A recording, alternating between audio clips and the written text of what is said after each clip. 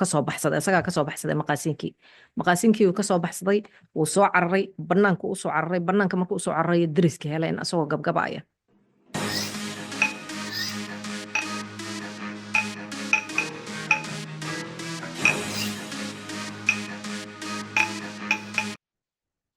السلام عليكم ورحمة الله وبركاته أصحابي ملك استاد جوكتان كلنتي وناكسن مركلي وبرنامج كيني ورركي وقدام بيي ololihii joojinta alaabta dalka Mareykanka iyo iibsashada Canadian-ka halkee maraya sala socotiin ilaa ay muddo sheekadan way socotaa oo dadka Canadian-ka waxa gashay xamaasad iyo wadaninimo xoog leh ka socota dalka Canada dadka Canadian-ka ahna waxay go'aansadeen alaabta Mareykanka inay joojiyaan iibsashadeeda oo ay iibsadaan kaliya alaabta Canadian-ka arrintan waxaan uga hadalnay barnaamijkan kiisa ka horeeyay oo aan waliba ku soo qaadanay cunooyinka kala duwan oo laga keeno dalka Mareykanka ama alaabaha kala duwan oo laga keeno dalka Mareykanka iyo alaabta Canadian-ka iyo dadka Canada sidii hadda u bilaabeen iibsashada dalkooda waxa lagu sameeyo xamaasadii marka bilaabatay bilahaas la soo dhaafay ee sanadkan oo ka bilaabatay markuu madaxweyne Trump uu ku soo rogay canshuur alaabaha Canadian-ka markuu ku soo rogay oo ay Canada-na bilowday in iyadana alaabihii Mareykanka ay ugu jawaab celisay iyadana inay canshuur kala saarto alaabaha dalka Mareykanka laga keeno marka xamaasadii intii ka badan bilihii la soo dhaafay intii iyo ka sii badan ee maraysa oo hadda madaxdii Canada iyagana gameka ama ciyaarta dhinac ka soo galay kasoo bilaabada ra'iisul wasaaraha cusub oo hadda xilka la wareegay Mark Carney xildhibaanada ku jira maxaa la yiraahdaa baarlamaanka federaalka kuwa ku jira iyo kuwa kaleba xilalka kala duwan dadka haya oo kulli isku wada raacay in dadka lagu dhiirigeliyo inay alaabtooda kaliya iibsadaan ama alaabta Canadian-ka inay suuqyada ka iibsadaan waxa kaloo bilowday in alaabihii laga keeni jiray hadday ahaato cunno hadday ahaato alaab la isku qurxiyo hadday ahaato wax kaloo si kale loo isticmaalo wixii oo dhan canshuur lagu soo rogo kaliya ma ahe waxa kaloo bilowday in xataa la yareeyo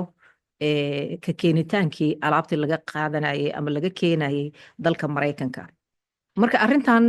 yee faa'iido u tahay yeese khasaaro u tahay marka la isweydiiyo labada dal ee Mareykanka iyo Canada xiriir ganacsi oo aad u qoto dheer ka dhaxeeya intaasoo sano ka soo dhexeyn jiray alaabaha lagu iibiyo dalkan Canada wax badan oo kamid ah ama xataa shirkadaha wax badan oo kamid ah waxaa leh dalka Mareykanka laga leeyahay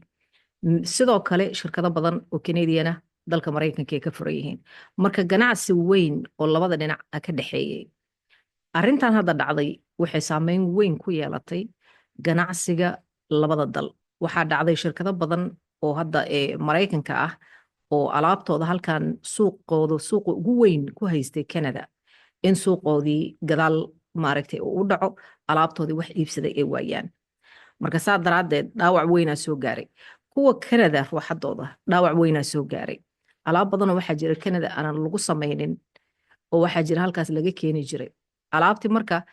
markii la joojiyay waxaa dhacday iyaga ruuxadooda khasaaro badan waxaa soo gaaray shirkado badan oo gudaha ah oo Canada dhexdeeda ah marka waxaa la isweydiinayaa ma sidaasa xiriirka ku go'ay oo alaabtii laga keenayo Mareykanka ma sidaasa lagu daayo su'aashaas markii la isweydiiyay waxaa la ogaaday jawaabtii inaanan sahlanayn alaabta Mareykanka laga keeno waxaa jira waxyaabo badan oo alaabta Mareykanka ah oo weli ku dhex laban alaabta Canada oonan caddayn toos u wada caddayn oon la dhihi karin 100% halkaana wada leh alaabta waxaa laga yaabaa ingredients-kii in xagga laga keeno laakiin samayntii halkan lagu sameeyo waxay marka dadka ku wareerayaan ama ku wareersan yihiin waxa labelka la yiraahdo ama waxa ku dhagan alaabta oo aan si sax ah loo kala saari karin inay alaabtii halkan wada leedahay Canada laga wada leeyahay in alaabtii meel kale ay leedahay qolo kale marka soo baxday oo ka faa'iiday arrintan waxa la sameeyay hal aaba horta markii hore lagu bilaabay hadda laakiin dhowr uu maraya aabab waxa la soo saaray oo lagu sameeyay ama lagu soo liis gareynayo kaliya cunada Canadian-ka ah ama waxyaabaha Canada lagu sameeyo oo ay Canada leedahay 100%. marka saa hadda arkaysaan shirkado badan iyo ganacsato badan oo dalka Canada ay waxay ka faa'iideysanayaan xamaasadda weyn oo socota ay ka faa'iideysanayaan dukaamadooda oo dhan waxay ku soo qoreen boorar waaweyn oo ay ku kala saarayaan alaabta Canada laga leeyahay iyo alaabta dibadda laga keeno si ay dadka macaamiisha ah aanan ugu wareerin oo ay u iibsadaan alaabta Canadianka ah oo alaabtooda dabcan laga iibsado waxaa sidoo kale ka faa'iiday arrintan shirkado yaryar iyo beeraleyda dadka ah oo dalkan Canada ah oo wax soo saar yar soo samayn jiray waxay soo saaraanna suuq badan aanan u heli jirin sababtoo ah waxa laga keenaya dalka Mareykanka suuqa ka saari jiray hadda marka suuqa yeesheen alaabtoodii waxay noqotay alaabta safka ugu horeeya gashay oo la iibsanayo dalka Canadian-kana ay xiisaynayaan marka waxaa la dhihi karaa arrintan sidna waxay u noqotay shirkado badan ee khasaaro ku keentay iyo ganacsato badan dhinacna waxaa la dhihi karaa ganacsato kalena faa'iido u noqotay waxaa sii dheer bishan hadda aan ku jirnay April 28-keeda waxaa imaan doona electionkii ama doorashadii oo ra'iisul wasaaraha rasmiga ah loo dooranayo dalkan Canada Mark Carney ra'iisul wasaarihii kala wareegay Justin Trudeau kala wareegay xilka oo hadda haya markii la gaaray 28 haddana dib uu isu soo sharaxaya asaga iyo waxaa tartamaya ninka xisbiga ka socda PC-ga ka socda xisbiga kale waa liberal Mark Carney midka kale xisbiga ka socda PC iyo NDP xisbiga la yiraahdo saddexda ugu soo cadcad oo hadda u tartamaya xilka ra'iisul wasaarenimada dalka Canada mid walba wuxuu ballan qaadayaa waxyaabo kala duwan waxyaabaha ay ballan qaadayaan waa qiyaasi karnaa madaxda waxyaabo badan ay ballan qaadayaan laakiin waxa ugu weyn oo hadda ay ballan qaadayaan in ay soo horumarinayaan waxyaabaha Canada lagu sameeyo iyo Canada inay markaan horumar aanan horay loo arag u tilaabsiinayaan marka xaaladda meeshaas ay maraysaa xamaasadana meesha ugu sarreysay socotaayo maraysaa sidee ku dhammaan doonto waa arki doonaa adeega TikTok mustaqbalkiisa uu ku leeyahay dalka Mareykanka siduu u ekaan doonaa saa la socotiin oo aan barnaamijka horena uga hadalnay wax yar aan uga soo qaadanay adeega TikTok oo aan hadda wada naqaano kulligeen aan si fiican u adeegsano ninkaas meeshuu ku dambeyn doono waa calaamad su'aala ka taagan dalka Mareykanka saa la socotiin waa la baangareynayaa ninka la yiraahdo TikTok waxaana lagu soo rogay in haddii uusan shirkad Mareykana ku wareejinin adeega in meesha dhan laga baangareeyo muddo soo socotay sheekadana wax cusub maaha ilaa iyo sanadkan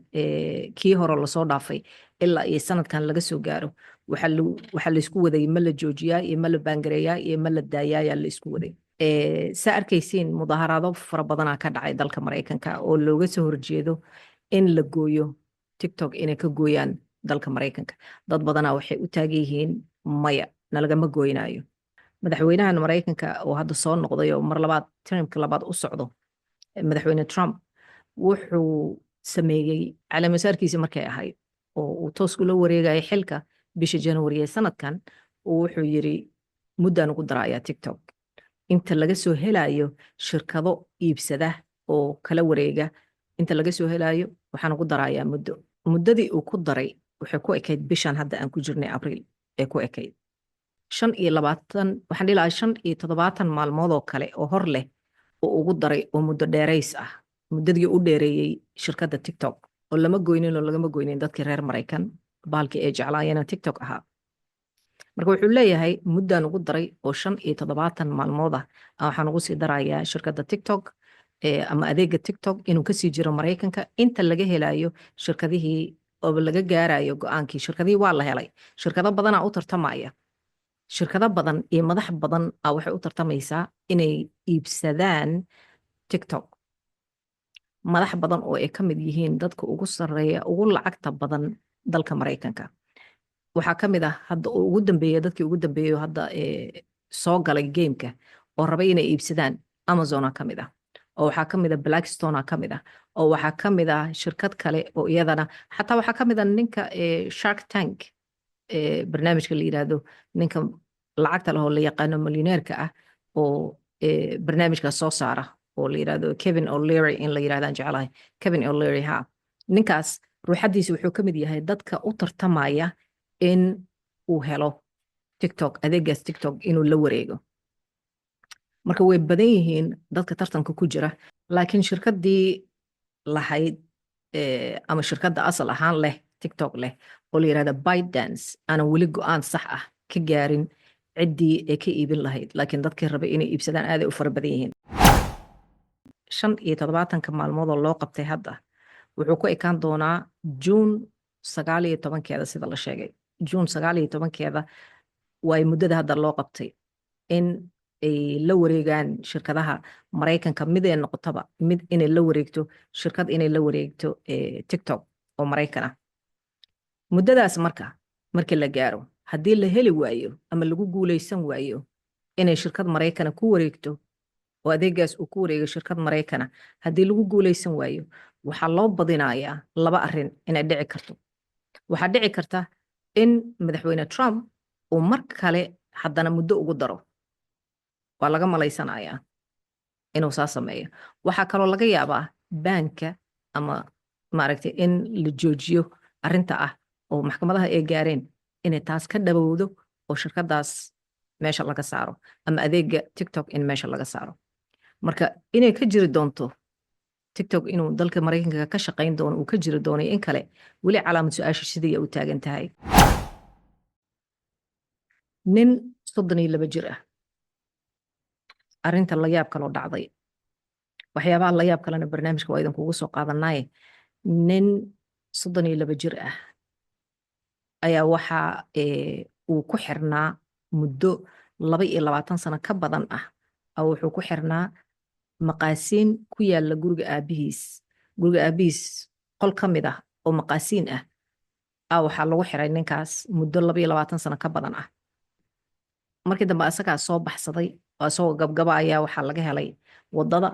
sidii dariskii booliiska ula socodsiiyeen oo lasoo helay ninkii lasoo qabtay ninkii markii lasoo qaaday asagoo tacbaan ah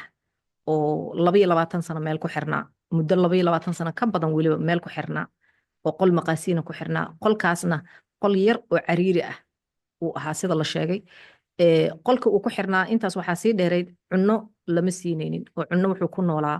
aanan qof bini aadan ah macnaha qof weyn uusan qaadan karin gabal rooti ah iyo biyo keliya ku noolaa marka ninkii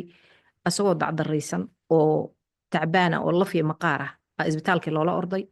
faleebooyin la susuray oo biyo la siiyey oo wuxuu cuno la siiyey oo la baaniyey waraysi markii loogu yimid ninkii waxaa la ogaaday yaasaan kuu galay markii la yiri waxaa dhacday in la ogaaday eedadiis inay arrintaas ka dambaysay oo xirtay eedadiis oo aabihiis qabo habar aabihiis qabo hooyadiisii aabihiis way kala tageen habartii dhashay aabihiis usoo turtay isagoo ilmo yara waxay tiri adiga korso way ka tagtay hooyadiis odaygii naag kale guursaday naagtii kale uu guursaday waxay ayadii odaygiiba go'aansadeen inay wiilka maqaasiin ku xiraan asagoo 10 sano jira maqaasiinka lagu xiray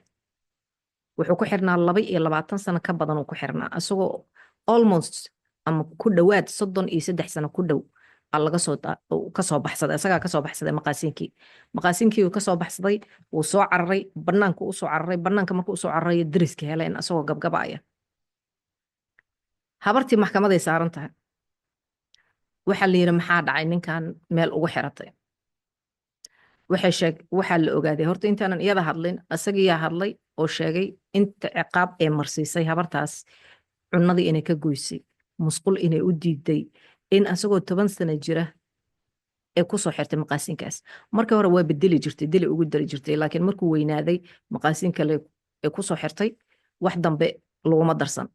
nalalka loo damiyey maqaasiinka meel mugdi ah oo maqaasiin ah uu ku xirnaa 33 sano ku dhawaad intuu ka soo gaaray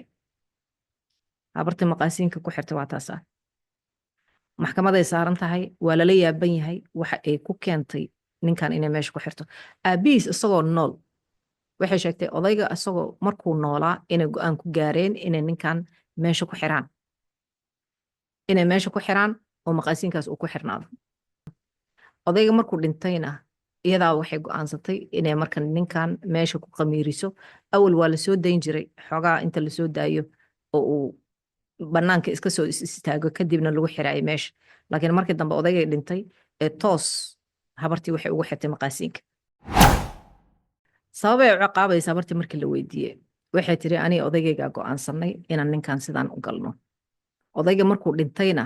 maadaamuu iga xoog badinaayo markuu xoogaa soo karo wiilka ilan waa ka xoog badan yahay waa ila lagdamay tiri markaan arkay inuu iga sii xoog badinaayana waxaan go'aansaday inaan qolkaas ku xiro oo aan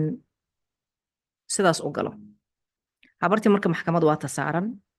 ninkiina waa la baaninayaa waxaa la yidhi waxaa loo qoray dhakhtar maskaxdana in la geeyo ilaan qofka caadi ma aha oo ilaa iyo 32 sano meel ku xirnaa 22 sano dhiilaa iyo ka badan meel ku xirnaa oo isagoo weyn ka soo baxay waxaa la arkay ninkan in maaragtay in uu u baahan yahay daryeel dheeraada inuu u baahan yahay marka arrin la yaab leh ee ku noqotay dadkii waa lala yaaban yahay naagta caqligeeda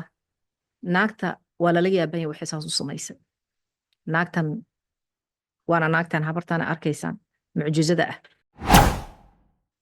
wiilka sawiradiisii weli lama soo daynin laakiin waxaa la sheegay isbitaalu ku jira daryeela u socda xagga maskaxda iyo xagga jirkaba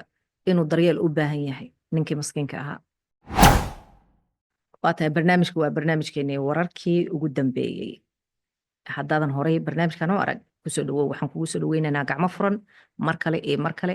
haddii aadan subscribe noo ahayna waxaan ku leenahay fadlan subscribe-ka noogu dhufo like-gana noogu dhufo haddaa horey noola socotay oo barnaamijkeenan aad hore u aragtayna mar kale noo soo dhawow wixii commenti iyo su-aalahana waxaa noogu soo qori kartaan meesha hoose dhiirigelinay noo noqonaysaa fikraddiina aadaana ugu mahadsantihiin daawashadiina intaan dib u kulmi doonno waa anigoo idin leh sidaa iyo is arag dambe oo xiise leh